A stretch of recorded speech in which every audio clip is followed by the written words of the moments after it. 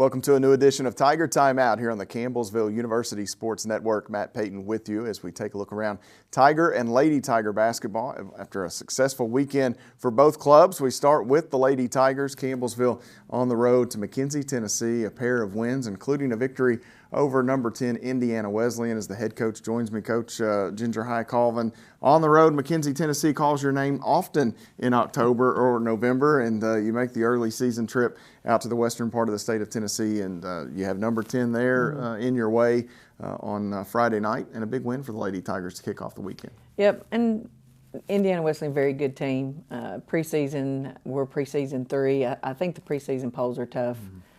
But we played a very good team, and I hope they think they played a very good team. They've got a lot of talent, play extremely hard, and to get away with a win down there was good for us. You know, we've got 3 seniors, but then after that we've got a lot of youth.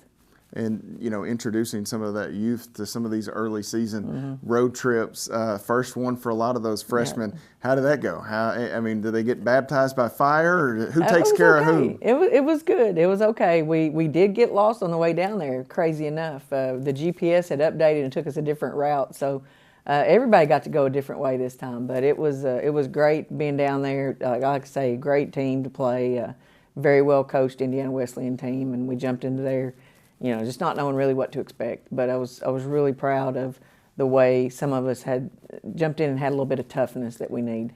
You mentioned getting lost. No one ended up on Snowflake Lane, I think that's impossible. Brett Lee and us are the only ones that maybe have ever been on Snowflake Lane. Have you been on Snowflake? No, I never ended up on Snowflake Lane. Yeah, so no, I thought of Snowflake Lane. It was close. In that moment? I did, yes, but we got back on track pretty quick. That's why you keep Robert Taylor close by. Exactly. For events such as that. In our back pocket. The Lady Tigers get the win. Let's take a look at the numbers from the matchup with Indiana Wesleyan. Campbellsville wins 68-50. Whitney Hay with a monster performance, 26 points. That's a new career high for Hay. 6 rebounds, 3 assists. Dia Bradley with 15 points. Talon Shear had 8 and 5 in the victory, Coach. And we talked about Dia Bradley a little bit after that, and we'll touch on Whitney Hay in a moment. But you'd kind of mentioned you needed to see some things out of Dia. Here she is in her sophomore season. Obviously, the resume is unbelievable. And you mentioned to me you felt like she kind of maybe turned a corner a little bit that night with her performance. She did. I mean, when you're a point guard and you've played under one of the best, and then the best is playing on another team.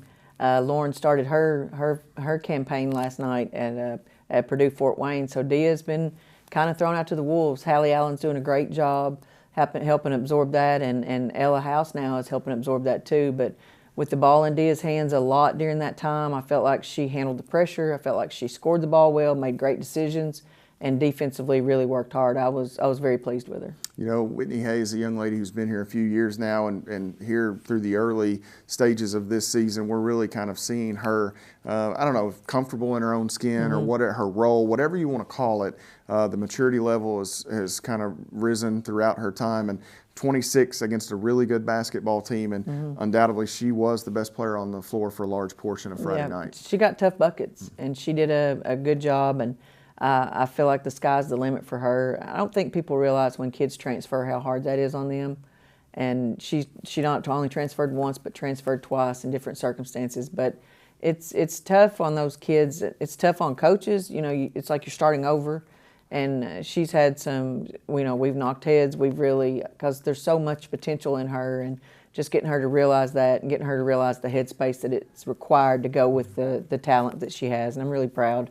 It was nice for her to jump out and have that good of a game against that good of a team. And, you know, the thing that maybe impressed me the most, obviously defensively you made things hard on them, but you were really in the second half able to keep that separation. You kind of, I know Indiana Wesleyan turned over a lot of pieces, and that's hard to do. You've done that in recent years.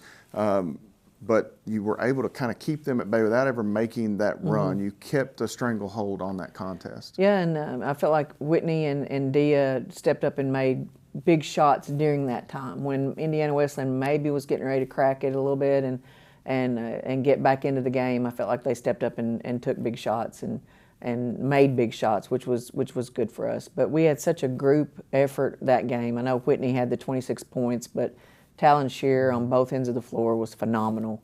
I'm so proud of her and so proud of what she does for us. She is so steady and just glides along with what she does. And then like I said, Hallie Allen and Ella have come in and done great things for us, along with Paige Serafini, who's doing a good job. And I think as the season goes, Whitney and Tyra are going to be a terrific 1-2 punch for us. You know, and the quote-unquote marquee matchup was the Friday game, right? But oftentimes it's that next one where you can trip up if you're not careful. And I know that was certainly a message that you would deliver to your team as you get a big win over Johnson. I think 99-56 the final score, and it's you know, a Johnson team that's had a couple of nice years recently. They had a rough weekend. Bethel got them pretty good on Friday. Obviously, they were hungry Saturday, but you guys certainly didn't have any. Yeah, and like I said, and I felt like that day we were fatigued. And I think it was a mental, physical fatigue coming off that Saturday game, because we knew what we were facing on Friday. And I said coming off the Friday game, we knew what we went up against physically, and then mentally. I think we were drained. We jumped out to a big lead, and I felt like we did have a little bit of a trip up there. But when the kids came off the bench, we got a lot of talent on our bench. And like you said, they didn't let them close the gap with the Indiana Wesleyan game. And then Johnson, we were ready to really pull off. We've got to be rebounders better.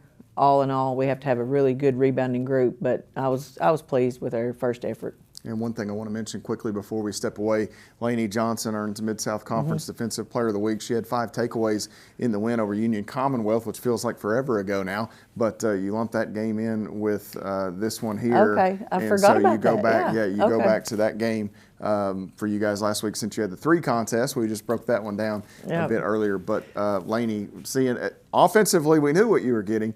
I don't think if you would have gunned to my head, I don't think I would have went Defensive Player of the Week for her Not first for a honor. freshman, yeah. But she was able to grab that this week. Yeah, it's good. The Union Commonwealth, you mentioned, it seems like forever ago, but she's going to be such a great player for us here at the university. Her talent is just great. She shoots it well, passes it well. She has a great presence on the floor offensively. We all know that's why Lainey was brought here, is because she's so talented offensively. But she's really, really good off the ball. She anticipates well.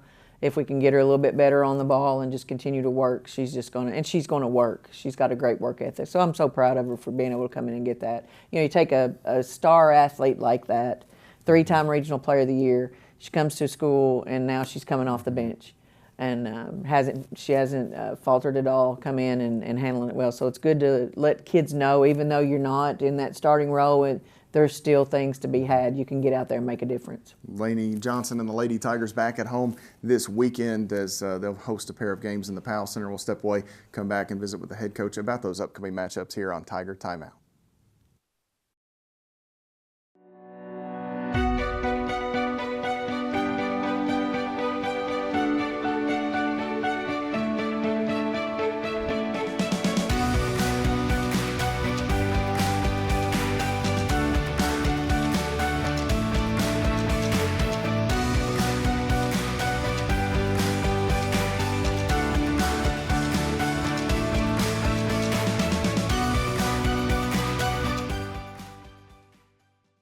When I never graduated from high school, I realized I wanted to go back to school because I didn't want to work these back-breaking jobs the rest of my life.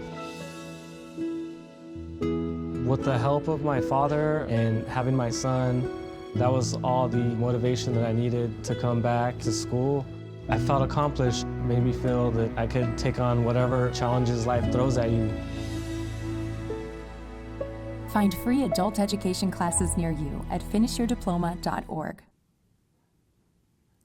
Welcome back here on Tiger Timeout. Matt Payton with you as we look ahead for the Lady Tigers' upcoming weekend, Friday and Saturday at home in the Powell Athletic Center. The head coach with me once again, Ginger High Colvin.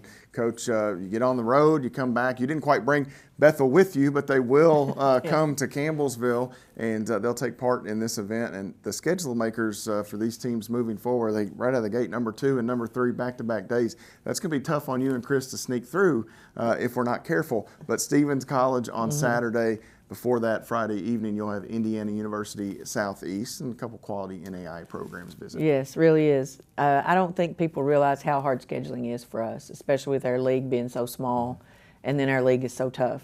So we kind of hunker down as head coaches and gather together and try to get these games. Like, we're doing classics with Chris at Bethel. We're doing classics with John at Lindsay. Lindsay's coming over here. One of my very last games, Coach Nickel at Georgetown.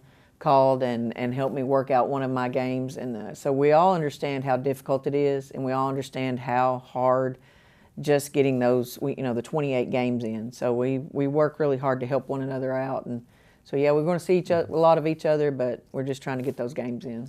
Let's take a look at the numbers. The upcoming matchup with Indiana University Southeast, and they'll actually play a game between airtime and this, but perfect on the season, a high-scoring affair in their season opening win. The Lady Tigers 3-0, 93 points, a basketball game. That's a 5 Eastern time tip-off on Friday in the Powell Center. I'll have coverage of that one for you. But Indiana University Southeast, a team that's not been on your schedule much in recent years, so this is kind of a new one for you guys. New coach. She was a really good standout player for Marion University, great NAI program, and just watching Indiana University Southeast now, she's brought toughness. They play extremely hard, they execute well, and they defend really hard. So I can see that team just progressing as the year goes on, and it's a team that definitely has our attention.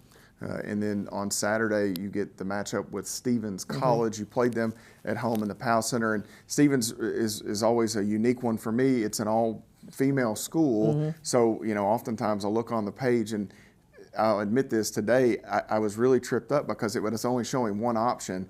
And I was like, well, it's only giving me the men's basketball team. And then I realized, so it's the women's team, Andre Bell there, and this is a Stevens team that has had some really good years of late, out of the gate, not the start they want, but they certainly have their sights set on an upset win or two. Yes, I talked to Coach Bell on the way home.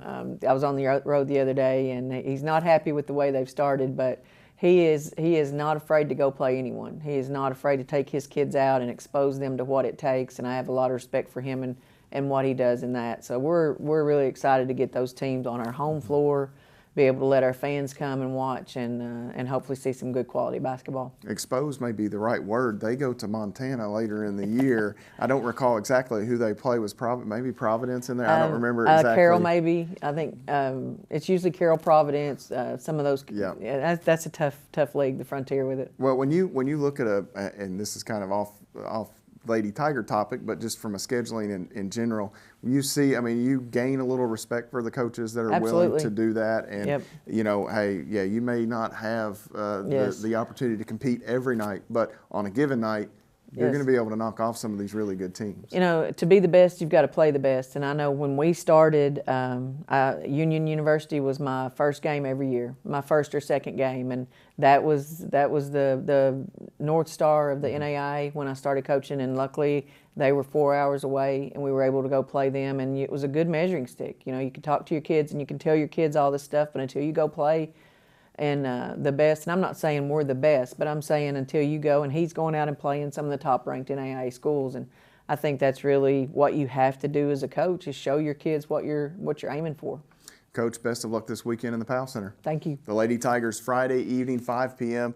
against Indiana University Southeast, and then there on Saturday, they will return and take on Stevens College. That is a 1 o'clock start. That game on Saturday will be video stream only through Claw United. Our radio coverage will belong to the Tiger football team there Saturday afternoon. So we'll step away here, come back on the backside of this break, and visit with the head coach of the Tigers, Brent Vernon, on Tiger Timeout.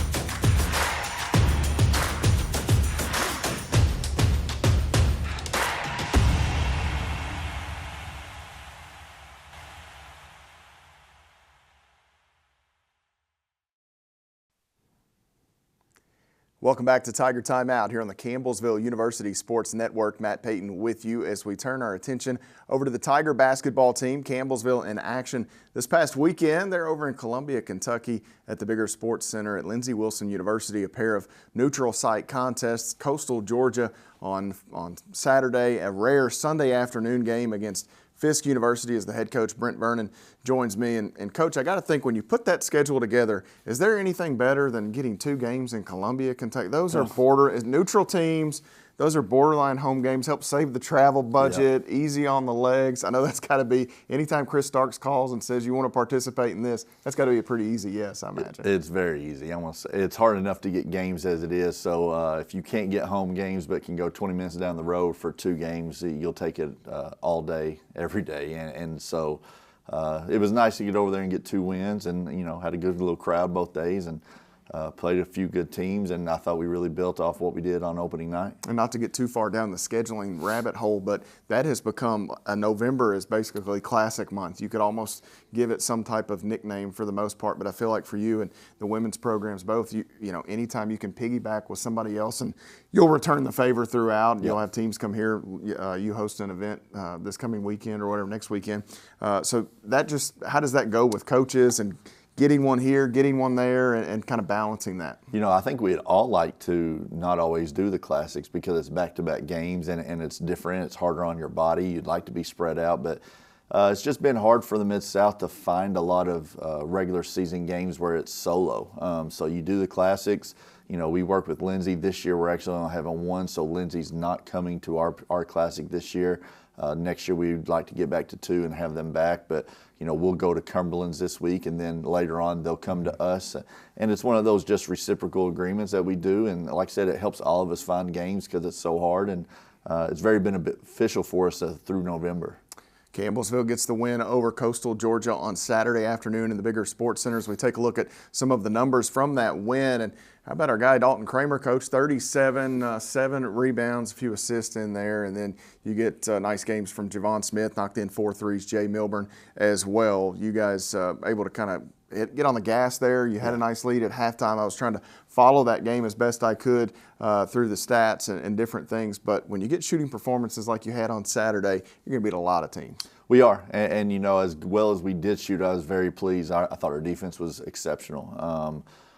Coastal Georgia is a nice team. Coach McAllister used to be at Western Kentucky just last year, got in there as head coach and really did a nice job with his roster, has a few D1 transfers and everything. So we knew they could score the ball, and we held them to 70, which I thought was really good. And, it was sort of a back-and-forth game early, 5-6 point game, but then all of a sudden about 5 or 6 stops in a row, you make 3 or 4 threes in that span, and all of a sudden you blink and you're up 20.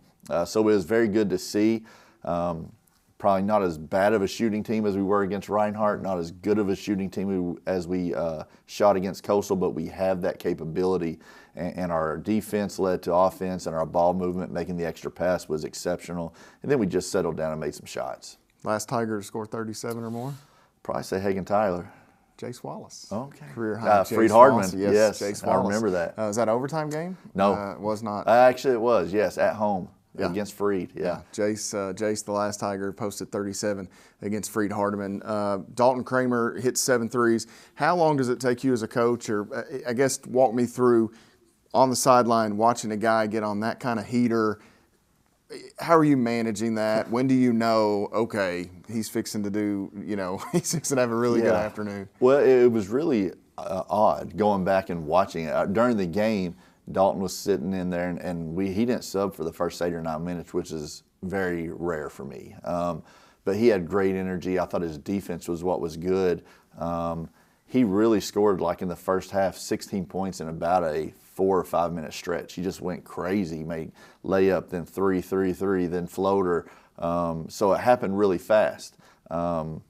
But he got going, and again, it led to his decision-making that led him to stay out there longer. He wasn't turning the ball over. He was defending well, and he just was one of those guys that it takes him a little longer to get tired. And so I left him out there because of that, and then he got going. So it was really good because it wasn't anything out of the flow. Second half was the same. In reality, going back and watching with like 7 minutes to go, he had only scored 3 points in the second half. And then all of a sudden, a blink of an eye, and he's got 37.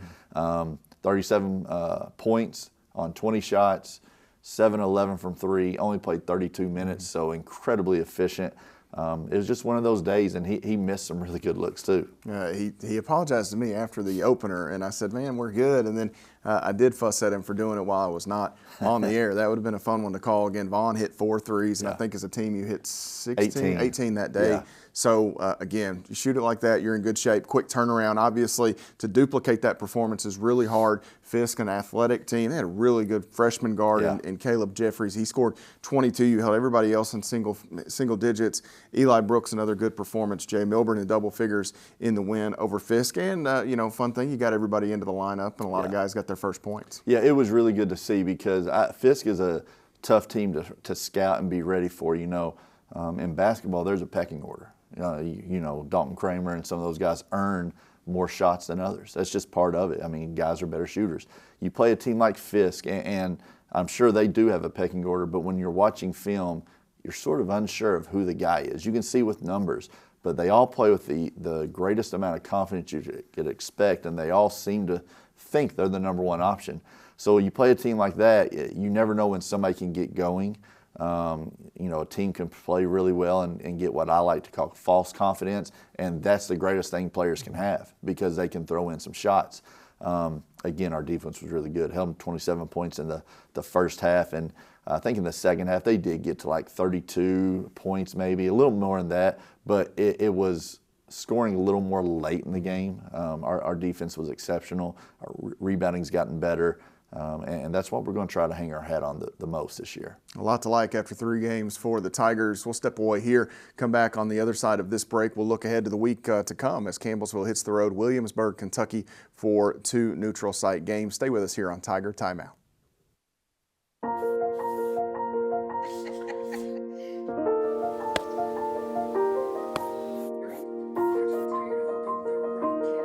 Hey, honey. We thought we'd try something new. Family art hour. What do you think? You got jokes. You're funny. Learn about adopting a teen from foster care. You can't imagine the reward.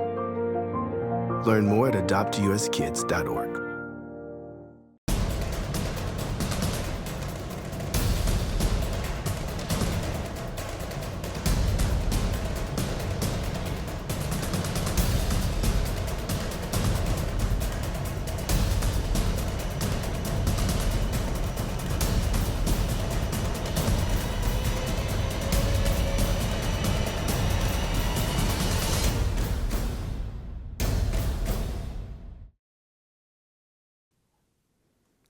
Closeout segment on this week's edition of Tiger Timeout. Matt Payton here with you once again as the Tigers hit the road. Williamsburg, Kentucky awaits Campbellsville. They've got a Thursday evening contest, late night contest with Indiana University Southeast. The Tigers will turn around on Friday, quick turnaround, 3 o'clock against West Virginia Tech. And Coach, the Grenadiers, a team that you're long familiar with. Coach Wiley Brown has been there quite a while. We'll talk about that. We'll talk about the matchup with West Virginia Tech. But another classic, another conference opponent in the gym. Do you speak to your guys about playing in these gyms, taking in some of the sights and sounds just to have that level of familiarity when you go back to take Cumberland's on later in the year? Very little. I think most of our guys know just by the name that we're going to be there and see it. Guys talk about it.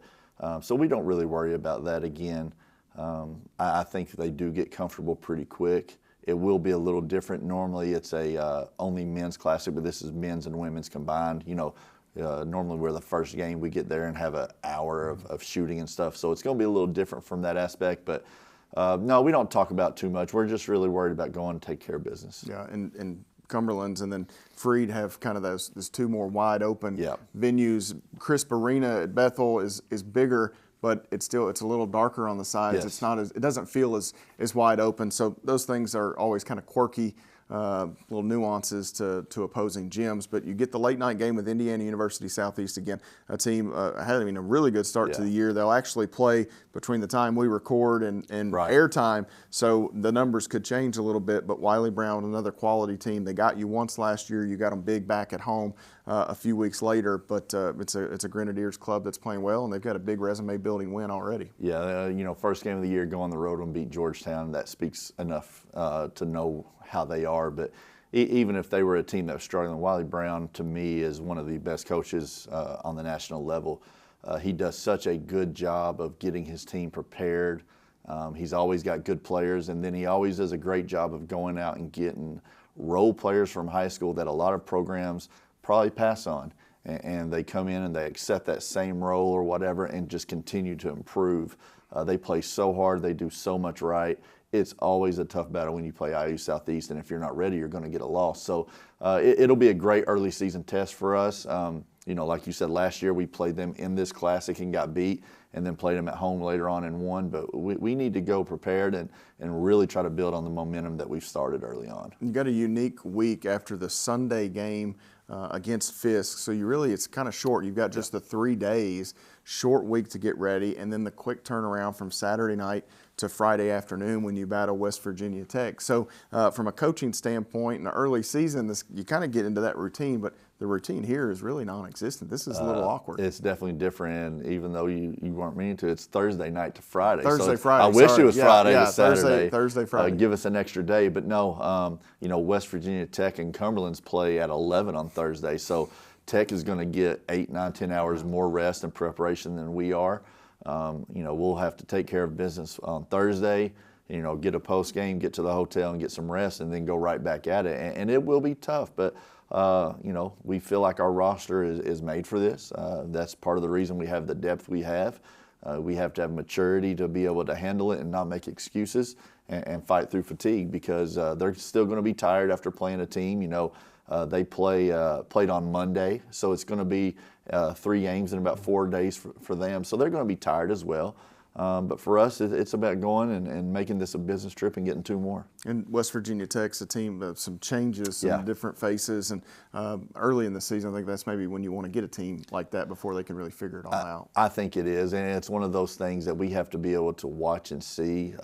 The coach who had been there for a few years got a job late in the summer. So it is an assistant taking over, but still, even when an assistant comes in, he's going to want to implement his things. He may have some old things that the previous coach did, but as an assistant, you're always preparing for that opportunity and chance. So I'm sure Coach has got his own system to put in, and way he's going to utilize his players is going to be a little different. So we'll have to get a good scout on Thursday and get prepared for Friday. Before I let you go, we'll close out on this note. As you guys last week we had the Fall Festival on campus. I didn't get to mention this with Ginger. The Lady Tigers were traveling, so they didn't participate, but you guys were out there, and you had the basketball goal. The kids were shooting, all the fun stuff. It was a really cool vibe, really cool environment, and I know they had the time of their life. Our guys really had a good time, and we hadn't been able to find a portable goal the last few years.